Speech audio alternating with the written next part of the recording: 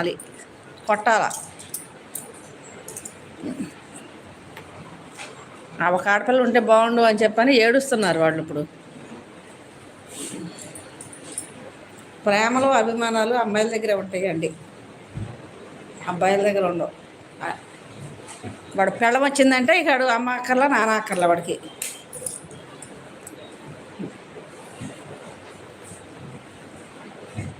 అందరూ అని కాదు, 99% అంతే. ఒక 10% కొంచెం డాక్టరేట్ ఇన్ ఫార్మసీ. మా అబ్బాయి బీటెక్.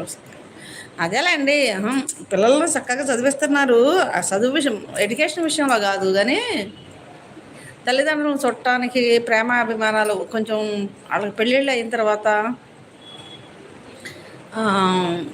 ప్రేమగా చూసేది అమ్మాయిలేనండి, అబ్బాయిలు చూడరు అసలు. అంటే ఉండదని కాదు, ఉండదు. ఉండదని కాదు, ఉండదు అసలు. అవి ఉన్నా బయట ఉన్నా ఏదో ఇంతంత ఉంటుంది అంతే.